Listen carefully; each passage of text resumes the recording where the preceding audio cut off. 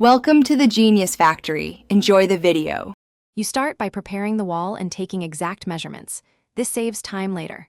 Remove outlets or covers, then clean with mild detergent and let the wall fully dry. Once done, mark a vertical plumb line where the first strip will sit. This ensures straight seams.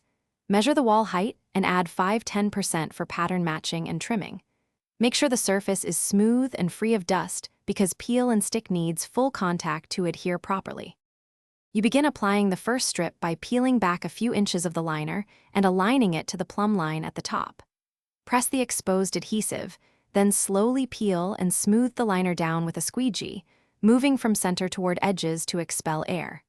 When you place subsequent strips, match the pattern and either butt the edges or overlap per manufacturer notes. Incorrect alignment will show. Take your time at corners and around outlets so seams stay invisible and adhesion remains strong.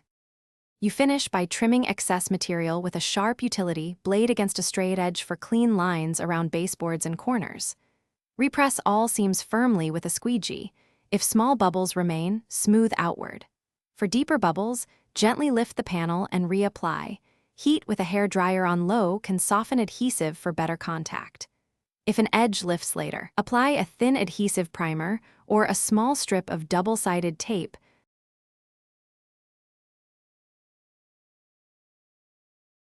Thanks for watching. If you found this helpful, don't forget to like and subscribe.